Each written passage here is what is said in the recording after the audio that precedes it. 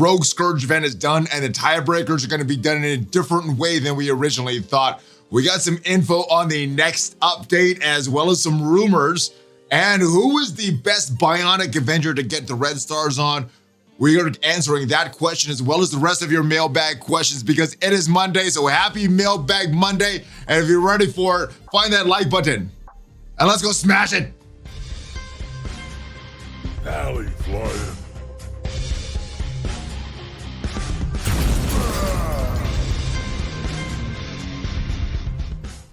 Hello, Valley Club. What is up? I am ValleyFlyin. I hope you are having a great day. Welcome back to the ValleyFlyin channel.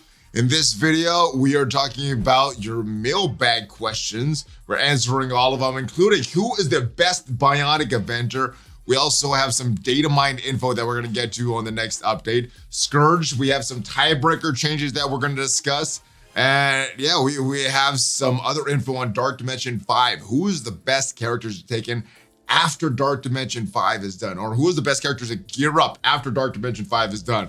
All right, but before we get to all that, let's go and take a look at this changes to this Famine Scourge event leaderboard. This came out a couple days ago. This came out on Saturday. With the Famine Scourge drawing to a close this weekend, there are more ties appearing on the leaderboard than originally anticipated, and that is because I don't think the tiebreakers were working. Reports on difficulty 8, 9, 10 that the tiebreakers were not working, so everybody was getting the same exact score. That's why I think there's more ties than originally anticipated.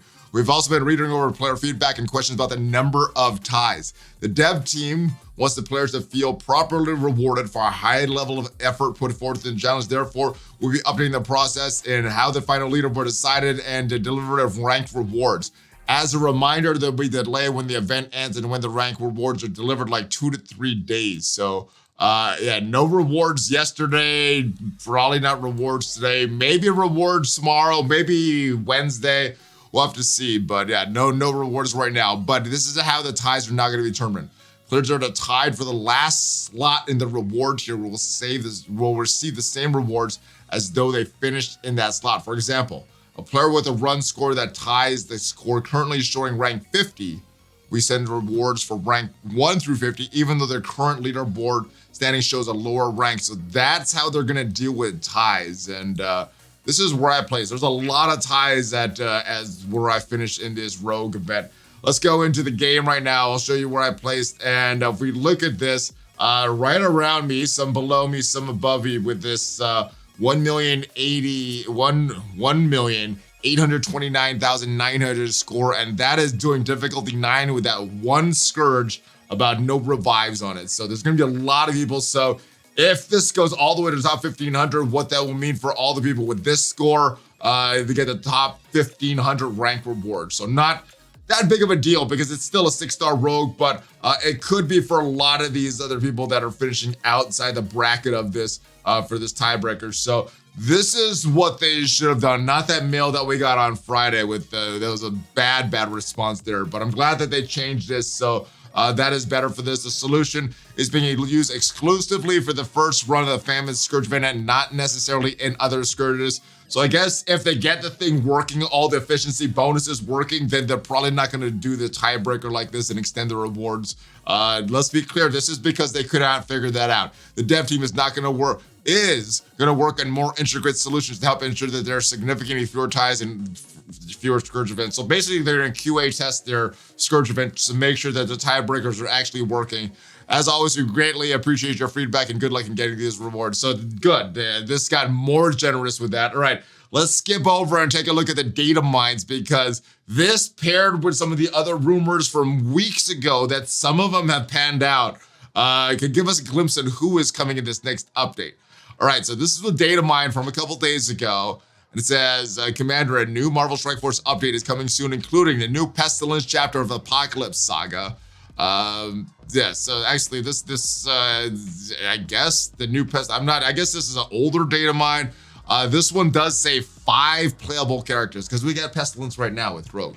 5 new playable characters, new Doom raid, so prepare for Doom 3, guys. The note already went out in my alliance, so if you guys aren't already prepping for Doom 3, if you're doing like Doom 2.3 already, get ready for that.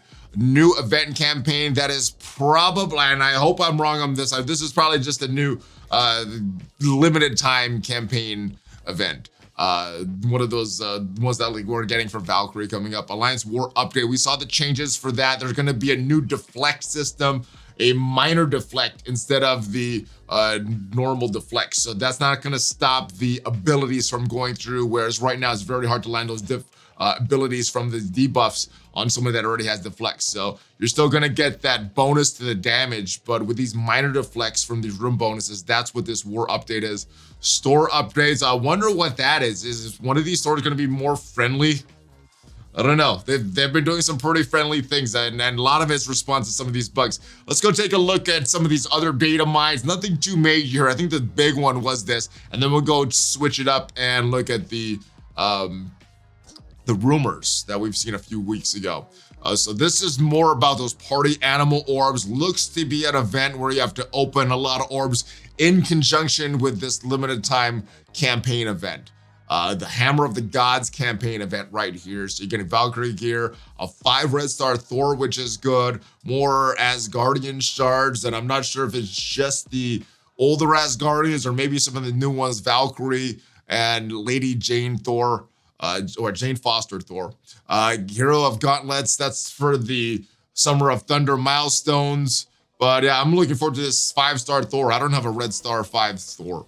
So there's those some of the rewards that should be happening this coming week. I'm not sure why this was not in the blog post because it should be coming this week, at least according to the data mines that we saw a date for this last week. So that is it as far as the data mines. But let's switch over to the rumors and look at some of the characters that were rumored. Now, reworks. Now, this was a few weeks before we knew about Hulkbuster and the reworks to Iron Man and Vision. So these looks like they are happening. And at least according to the rumors from a few weeks ago, She-Hulk and Normal Hulk also getting reworks. And that goes in conjunction with some of these upcoming characters. We know Viv Vision and Deathlock were confirmed last Friday. We're going to talk about the Bionic Avengers, which is the best for these red stars. Characters that we don't know about is this guy, Amadeus Cho and Abomination. And I guess, I'm not sure if you would include him in this update, would be Red Hulk. That kind of goes along with those rumors of Red Hulk being War, the next Scourge character, and reworks the Hulk, She-Hulk, Amadeus, or the new characters of Amadeus, Cho, and Abomination would make sense. We already know Hulkbuster is coming. That is confirmed. What we don't know is if Power Armor is also getting a rework. That'll be interesting to see if this happens. And this one says theory, so this may just be some educated guesses here, but Mini Ball is guessing She-Hulk and Iron Man are getting costumes, but those are theories. These could be the characters. Who would the other one be, guys? Let me know in the comments who you think it is. Do you think they're including Red Hulk in this next update, or is it someone else? Have these rumors changed? All right, that's it for that. Let's go back to your questions. I'll start with the mailbag questions. All right, this is from the guy with the long mailbag questions again. Hey, Valley, hope your Monday is going well. I hope all of your Mondays is going well as well, Valley Club. Our luck, Dormammu, last mailbag Monday. Congratulations again, brother. That is a major milestone in the game. Finished my time run yesterday, Sunday. So nice. That is some very good stuff. And congratulations on that, Daddy Dormammu. All right, with DD5 priorities out of the way, are there any characters that you'd recommend my teal gear run that were not in my time run? These are characters that I already have at gear 16 due to both my runs. All right, it would be easier if you had the characters that you're considering, but let's go into the game just so I don't forget any characters, and let's just go to this city section right here. And you already have Cloak, Dagger, Shang-Chi, Scarlet, and Ghost Spider. Any other characters that I would recommend? I do recommend Squirrel Girl. Not only is she a good character, very versatile character in many game modes, but when the Scourge event for Rogue comes back around, she's going to be key in getting you that higher stars on Rogue. You could do the rest of the Web Warriors. I'll recommend them as well. That's who I did there. Maybe Miss Marvel if you're going really, really hard in this Young Avengers team. Cloak and Dagger, obviously.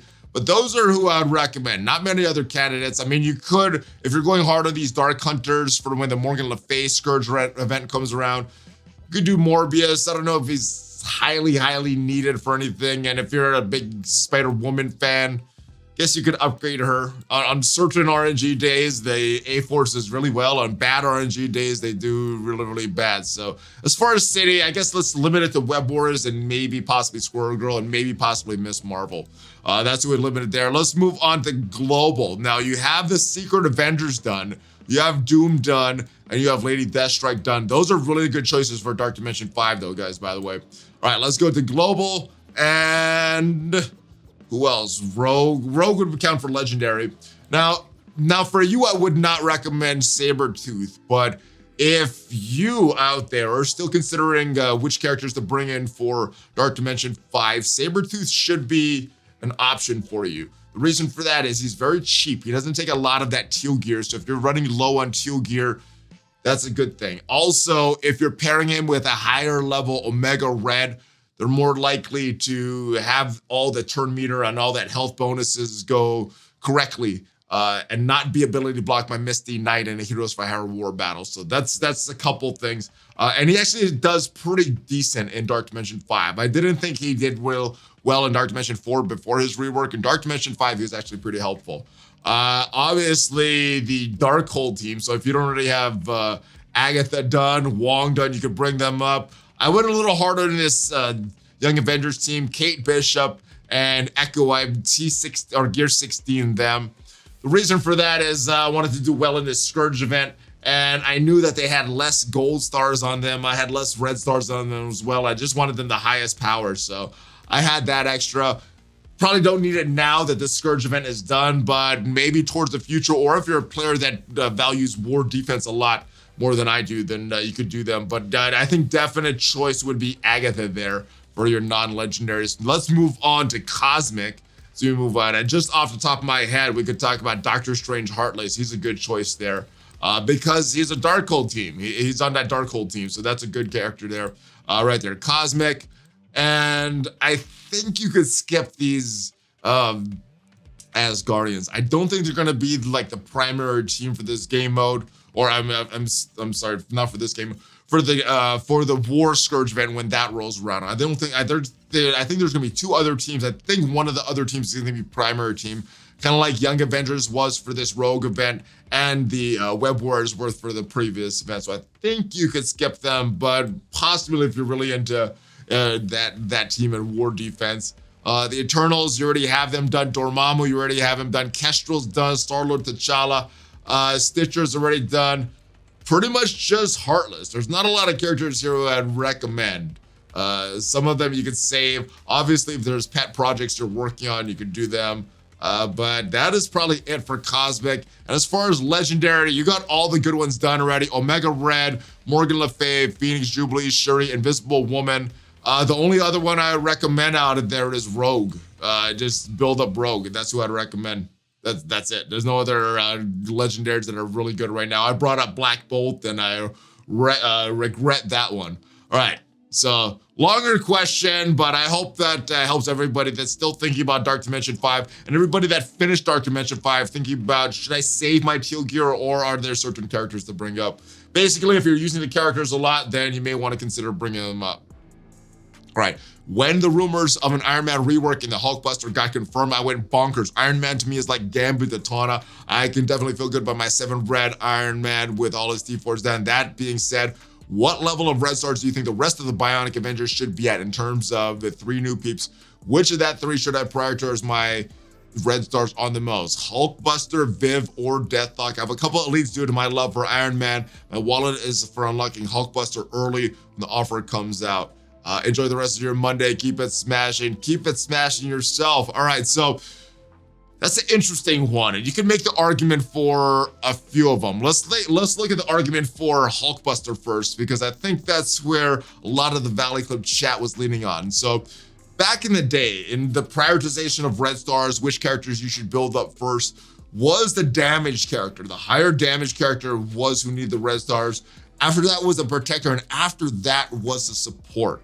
Thinking about that, you may want to do Deathlock, because out of the 3, he is the damage character, but I think a lot of the Valley Club like the barrier that Hulkbuster applies. And if we look, all of his moves, he's applying barrier. In raids, he's giving 5% of his max health as barrier just on his basic. On his other moves, 20% of this character's max health. On his special, he's giving 15% of his max health plus 15 for additional, so 30% of his max health on his ultimate.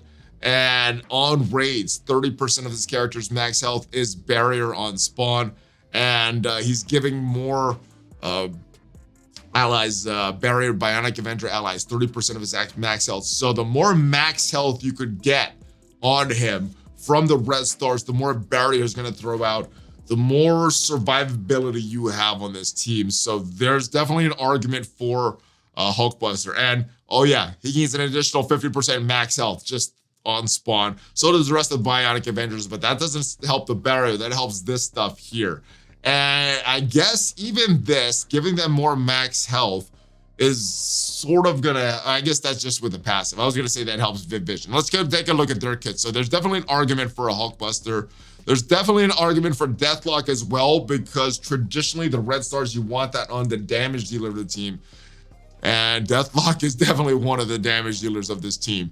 200% damage plus 3 times 100%, so single target damage for 500% damage on his basic. Oh yeah, and he's already a blaster, so his damage stats are probably pretty high already.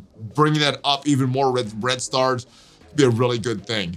The only argument against Deathlock would be that he's going to be a newer character, so the gold stars on him are going to be very hard to get. So getting those high red stars probably not going to be a important thing, because he's probably gonna be unfarmable for a while, considering that he is another Scourge character there, so, and is a tech character for those tech raid teams. So that would be the argument against Deathlock. So attack, AoE attack, 300% damage on his special, so more damage AoE this time, so that is going to be affected by red stars.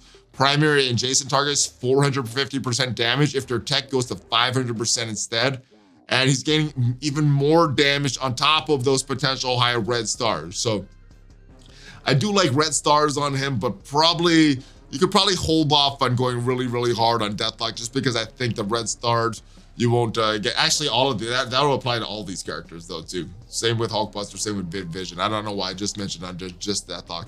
And then Vision, the one that you really want high health on her for is this passive. When this character or a Bionic Avenger gains ability energy, heal self and Bionic Avengers for 3% of this character's max health. So the higher max health you have on her, the better for the entire team. So I think you're gonna have the gold stars already on Vision. You're gonna have the gold stars already on normal Iron Man.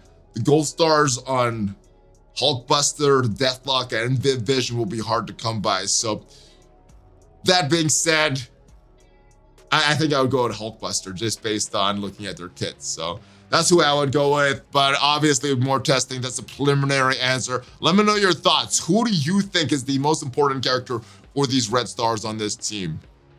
But I would go with Hulkbuster right now. All right. Hey, Valley, hoping you and yours are doing well. Just finished watching your video and came up with an idea. Which video?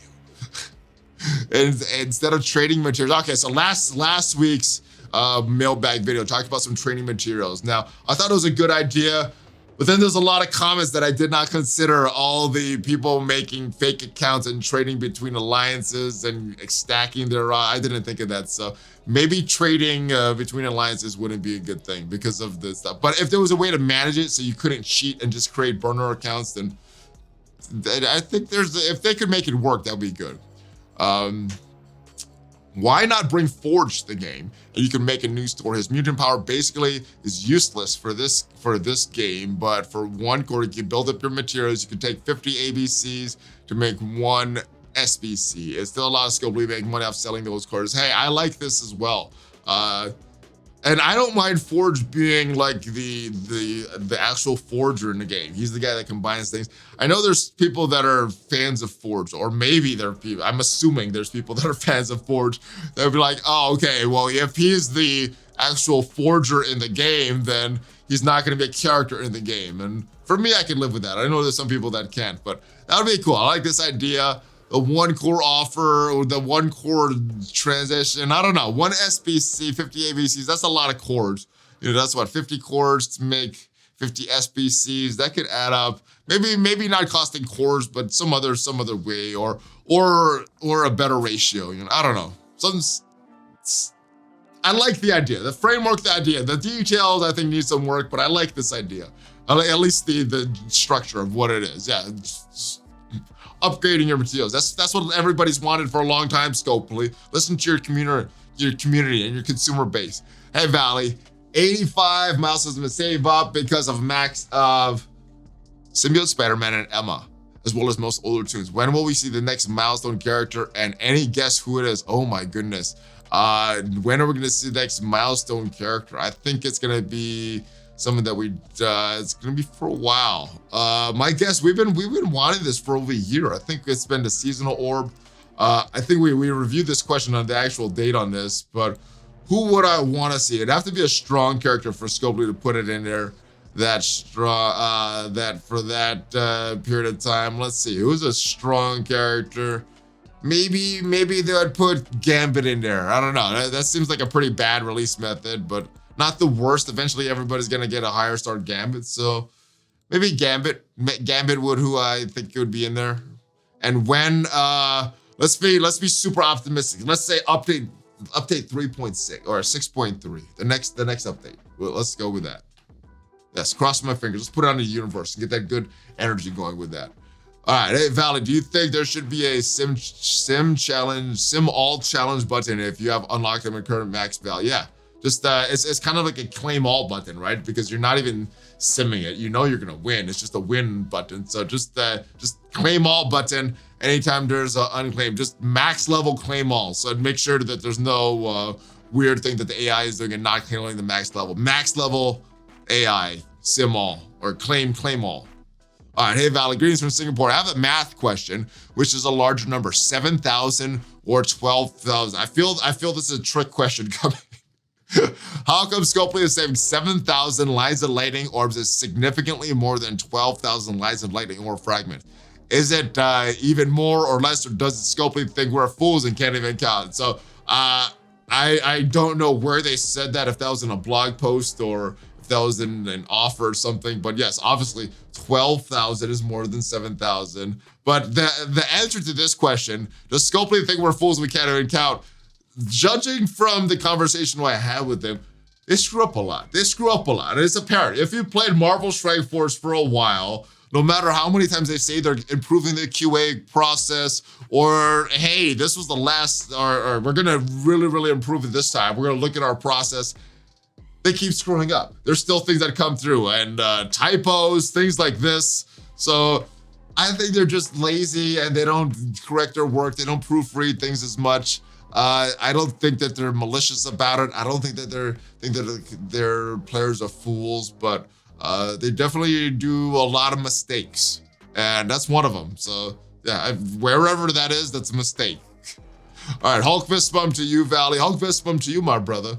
I'm thinking of adding Ebony Moths that fit the Dark Hunters. In terms of theory crafting, is this a good idea? Thank you very much. Stay hydrated. Stay hydrated yourself, my brother. So I guess he has the offense down on the turn one. He has that drain and the heal block. After that, he's kind of useless though, so he's not the best. But I guess you could say Mortal's kind of useless with that stun and blinds. Then he has his heal block, and then I guess his cooldowns are shorter than Ebony Maw though. So, and then the other argument against Ebony Maw is Black Order. They're not a meta team right now, but they could take out any non-meta team or any older meta team in Crucible and Wars.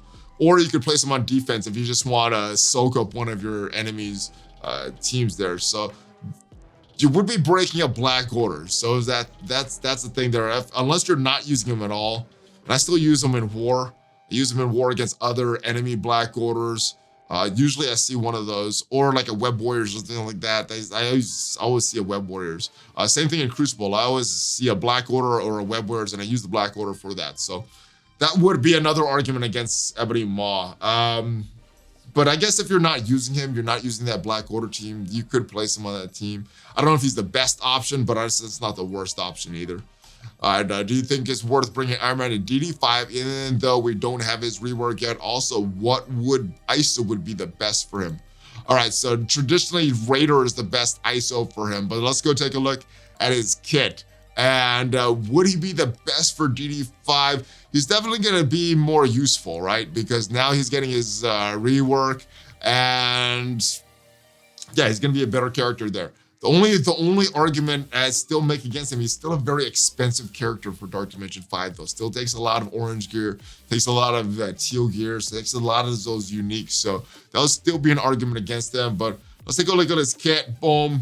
And yeah, he does some pretty good things. He attacks multiple targets here, so Raider definitely a option there. All enemies for this one, and then Raider would help as well for the crit. Now, what you might want to look at is to top off the crit.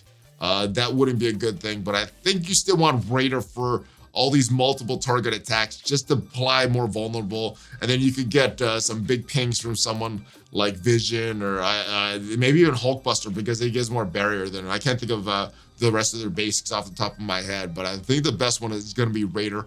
If you're having trouble with landing some of these defense downs, things like that, I guess initially if you have a real weak Iron Man, you could go with Skirmisher just for the extra focus. But I think, yeah, and based on his basic here as well, giving the defense down, giving assists from a random Hulkbuster ally, that could be a decent case for Striker. But I think there's going to be better. I think there's better Strikers. I can't think of them off the top of my head, but I think there's going to be better Strikers in the team. So I think Raider is going to be the best one for him. Unless he has trouble surviving, then you could Fortify Herd as well. But yeah, he's a good character. He'll give you a lot of value in Dark Dimension 5. He is expensive, but he will give you also additional value in the Doom raids as well. So I think even though he's expensive, I would recommend him, and we'll go with Raider right now for him. All right, hey Valley, just finished my first run in Dark Dimension 5. I'm wondering, should I bring up Silver Surfer or Baby Dormammu for my second run? Who do you think would perform better? All right, I'm assuming you brought Eternals in for your first run, and just giving your Eternals an extra life, Dormammu's worth it. Silver Surfer, he might do okay in Dark Dimension 5. He's one of these characters, kind of like Deathlock, that ramps up. Silver Surfer's speed ramps up. Deathlock's damage ramps up the more the battle goes. But even despite that, in the longer battles in Dark Dimension 5, I still would go against Silver Surfer, because where are you going to use him after? He's a good character. He's a great kid. He's very versatile, but where are you going to use him after? I don't see anybody using him in Arena. Usually people place him on War Defense. I don't know if you want to build up character to Gear 16 just for War Defense, and maybe a character that might be chased out with some of the meta teams in there. Cosmic Crucible, I don't really use him too much, so I would definitely go Dormammu. Dormammu's the character to go with there. Unless, even with a 7 red Silver Surfer, unless you have a use for him, I would advise against any characters Gear 16 unless you're using them all the time. All right, is Rogue a viable option for the legendary section of DD5? Yes. Even people with the 3 gold stars, no red stars are at this point taking her to GD5, and she's an asset there.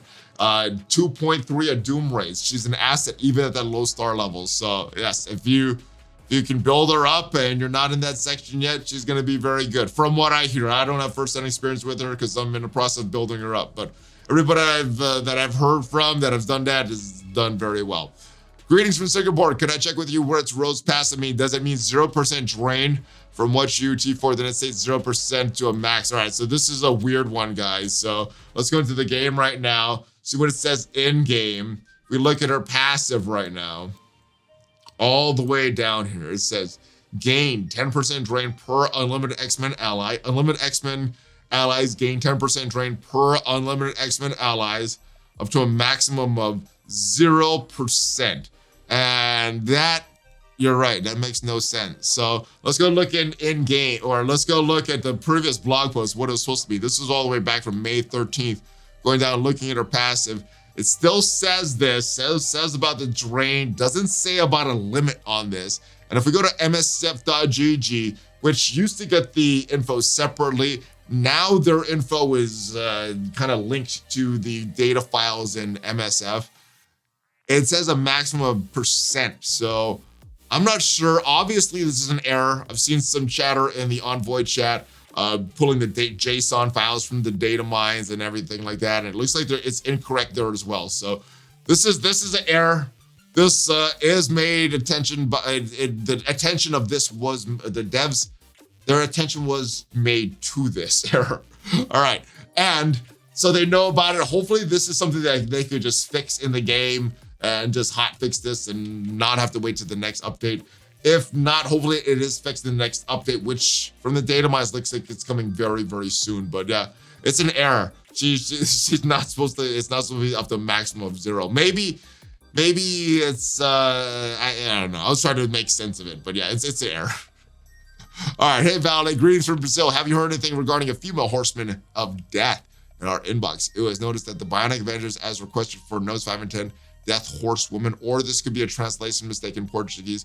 I assume it's a translation mistake. It could be another horsewoman. The rumors for Death are Archangel, and those are from the same rumors that have been true about some of the other rumors. Doesn't mean that these are going to be true, but they've been right about the previous rumors. So the current rumor is Death. So it could be just a translation error. I'm not sure. Or it could be a clue. Maybe those rumors are wrong. All right, and last but not least, hey Valley, first question. Is Agatha Harkness a good option for DD4 and DD5 or not? Second, with the data mine update, they said a campaign character was becoming with that. What tunes would we think be farmable? And third, oh my goodness, all right, there's a lot of characters. And what is that new chapter, Gear? And third, that new chapter will have Gear or not, just wondering. All right, so I took the data mine to read that new chapter was just an event campaign, not that it was a new chapter coming or a new campaign event. Let's go look at the data mines against exactly what it said.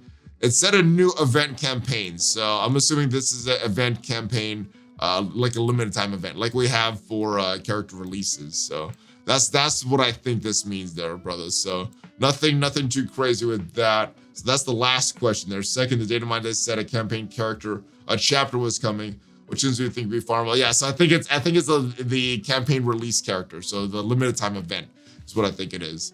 And what is it? Is Agatha a good option for DD4 and DD5 or not? So as far as the actual value in Dark Dimension 5, she has a long cooldown on that ultimate. So if you're timing that right and saving that for the start of each wave, she could be a very valuable option. She also has a stun on her special, which is a low cooldown stun. So she's a good one there, but I think the best value you're gonna get is outside of Dark Dimension when you're done with Dark Dimension, because she's in Arena. She is in the Dark Hole right now, which is the current Arena meta. Yeah, there's some hybrids that work very well, but she's in one of those hybrids. And in a non-Arena team, the Dark Hole, you're using Agatha, and she makes that team a lot stronger. So I think there is value in bringing her not just for Dark Dimension, but also outside of Dark Dimension.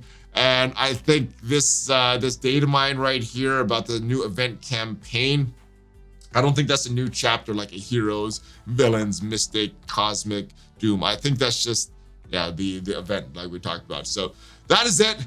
That is my interpretation. Maybe I'm wrong. Maybe we are getting some new campaigns and a new chapter, but I would be pleasantly surprised if that happened. Let me know your thoughts. Do you want to see a new chapter? Let me know your thoughts on the data mines. Let me know your thoughts on the Bionic Avengers and what rumors you think are true. Is it 5 characters coming? Is it 4 characters coming?